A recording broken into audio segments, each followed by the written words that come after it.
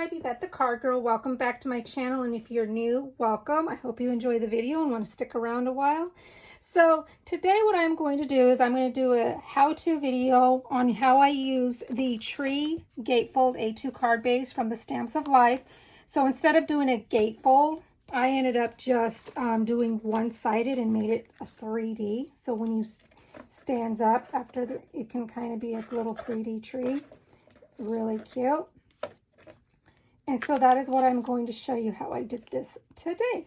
So I kind of pre-did some things for time's sake. And so what I did is I used the card base.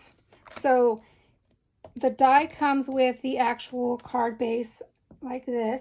And I just ran this through once. If you're going to do a gatefold, you want to run it through twice, and then you're going to glue these together, and then you'll have your tree. So I ran the base through once, and that's what got me this. So then what I gone ahead and did is I used the layering dies. So you get your base, you get a layering die for the tree, you get a layering die for the side panel, you get a insert that cuts into the paper if you want, or if you use the layering piece with it, it'll actually cut out a full panel for you. You will also get a layering piece for the inside of the card. And then it also comes with this really cute saying that says, sentiment that says, "May your Christmas be merry and bright." So you can use that. You don't have to. It comes with the shadow and the words. It also comes with a little string that you can cut for your lights and a set of lights. So it comes with lots of fun dies. So we're not going to use those today. So I cut my card base. And then what I did is I ended up cutting 2 more of these. So what you're going to do is after you cut a full card base, then you're going to use just the tree section of the die. And you want to run it through a piece of your cardstock, whatever color you choose, you know, maybe just about so. Doesn't have to be a lot. So you're going to have something with that already pre-scored score line. So you'll have one piece like that. You're going to cut actually 2. So you'll do 2 like that, or even a little less, because what you're going to do is with the second piece, you're going to cut along your score line to give it a solid. So then you're going to have 2 pieces just like this. Okay. So then what we're going to do, let's set this aside. So my card base is like this. What I decided to do just to show you is I did go ahead and run the plate in the machine. And because this cardstock is so thick and it's the artichoke from the Stamps of Life, most of my things, if I would have ran it through twice, these would have just popped right out. But because I ran it through once, you might have to poke some out. So what I wanted to do was just poke out a few, and I wanted to keep some of them in. There was like 3 that fell out, and I just glued them back in. But before I got started, I wanted to go ahead and use the layering piece in vanilla and go ahead and tack it down so that none of these pieces would fall out. So that I did ahead of time. You can leave this solid, or you can cut that in or put anything in there that you want. So here we have the card base. So next what we are going to do is we are going to keep this as the solid piece right here. Okay, and then this is what we're going to create right now. So then what we're going to do is we're going to take this piece and we're going to line it up here so it makes a tree. Just like that. Okay, and then when we open it, we're going to take our next piece and we're going to actually flip it over.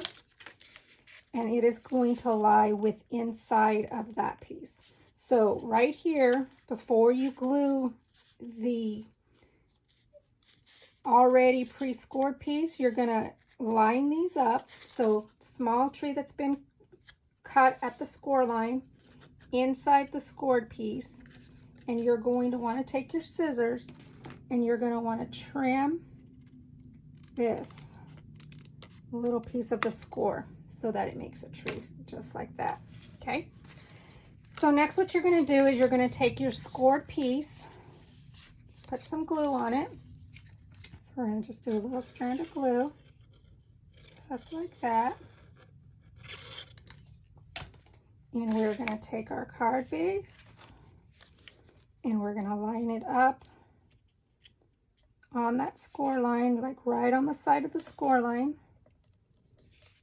Let's move it up just a little bit. That's why I like to use liquid glue, because you can give a little bit on it. And then you're going to line it up just like that. I take my bone folder and I will score it down a little so that it looks just like this. You can score it down, so then you'll have this. Next, what you're going to do is you're going to take the piece that you cut at that score line, and we are going to glue it just right in there. And what I did on mine is I gone ahead and glued it completely down so that it's solid, so it doesn't lift. You could leave it up a little if you wanted to keep that score line a little bit, but this piece is going to actually cover that whole score line. So I'm going to take my glue and I'm actually going to glue this entire piece because I want to glue it down. Just like that. And we are going to place it right inside that score line, right along there, and we will just tack that down. I'm going to take my bone folder and I'm just going to burnish it on there, make sure it's nice and tacky. And there, my friends, you have the 3D tree. It's going to stand just like that. So next what I did is I took, now on this one I used the patterned paper, printed paper, so it had a pattern on it, and I just cut my my layering piece to my tree and cut how many sides I would need. If you have a double-sided paper, you want to make sure that you put your die on whichever side that you're going to want that printed paper to be. So you're going to have to kind of flip it. I know every time we die, right, there's that what we call the good side and the ugly side, so there will be some sides that are, I guess, the ugly side, but we're going to ink the edges and you're never going to know, and it's going to look beautiful. But today what I'm going to do is I just decided to go ahead and use solid. So I got some vanilla. I used my layering piece and I cut me out 5 of them. And what I did is I took the vanilla and I used these little stipple brushes. I don't know really what they're called. I tried to look and see. I've had it forever and 1,000 years. And I used the artichoke ink, and I just stipple to get some coverage that I like. And so it kind of gives that effect, kind of like just some stippling effect. And then what I did is I took my little dauber and I just ink my edges. And this is to your liking. So I inked up my edges. We're going to do one. The other ones I completed so that we could save some time on the video. And we just do like this.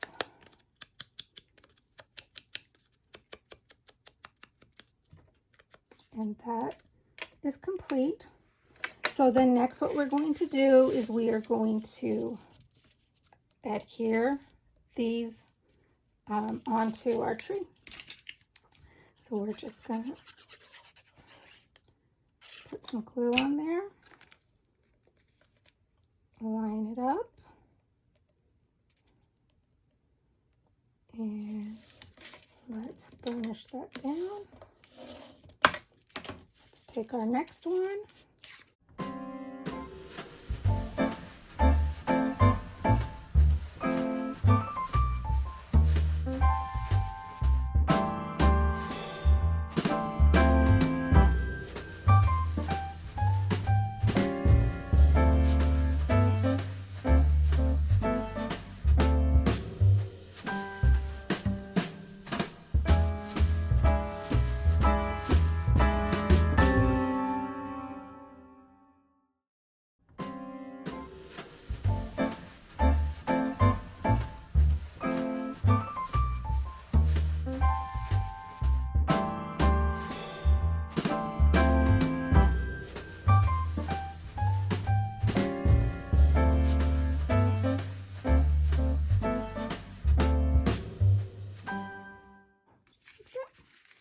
And there, my friends, we have our little 3D tree.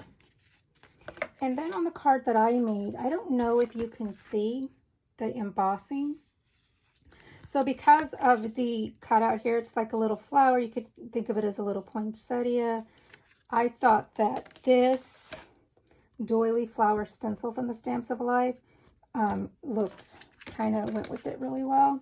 So what I wanted to show you, because I get asked a lot, I use my stencils a lot for embossing because I am not the best stenciler. I am learning and I'm getting a little bit better, but I'm not the best. But I do love embossing, so you can actually use these to emboss. So I'm going to show you. I have the Spellbinders Platinum, and I'm going to show you the sandwich that I use to do the embossing. So when you get your Spellbinders Platinum, comes with this rubber mat. So what I do is I put on my platform, no cutting mat, you're going to put your brown rubber mat, then you're going to put your paper. So here I'm going to take my vanilla, and then you're going to lay your stencil where you would like it to be. So I'm going to place it there, and then you're going to use your purple embossing plate, and you're going to run this through your machine, just like that. And let me show you. I'm going to go off camera, and I'm going to run that through so that you can see how it embosses. And then this, my friends, is how it will come out. And that is how you emboss with your stencils. Kind of neat. So it gives you kind of dual purpose. There's times I do take my stencil, if I'm wanting to add, you know, maybe just a little bit more dimension to it, and I'll reline up my stencil. And then I will take my, like in this case, I would probably maybe either go, I think I would probably go with ginger snap. And so I would take my blending brush, and I got these really nice blending brushes at Stamps of Life, and I would, let's do one so you can see what it looks like. So let me get my ginger snap. I don't always do this if I want it to be really, really subtle, but if I want to make sure, like kind of give it a little bit more where it stands out, I will place my stencil back on to my embossed area, line it back up. These little magnet mats are really handy from the Stamps of Life because it comes with magnets and you can hold on to this stencil. I still put a little bit of pressure, but I'm going to take my blending brush into my ginger snap, and I'm just going to lightly rub over where I embossed. Just really subtle, just to kind of give it a little bit more color if you want it. Sometimes I don't, if I want it just to be just a real subtle hint. Like here, I did not do anything. It's just the embossing. So then let's take this off. And then as you can see here, it just added a little bit more dimension, just a tad. So that's a nice little feature you can do, but that is how I emboss using my stencils. And then we are going to just adhere this panel onto our card. And I used the layering die from that card base.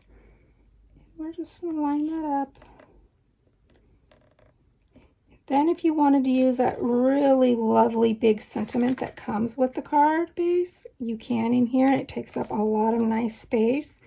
And then you have your side panel here to write your message if you want. Or you can leave this, you don't have to emboss. I was just going to show you on mine. I did, and I wanted to show how I did it. And then there you go. And there you have your 3D card that once they receive it, lays flat for mailing. And you got a 3D card. And it's super adorable. There you go, my friends. I hope you enjoyed the video. A big thumbs up is always appreciated. Comments are always appreciated. And if you haven't subscribed, please subscribe. And I will see you in the next video. And have a happy crafty day. Thanks. Bye.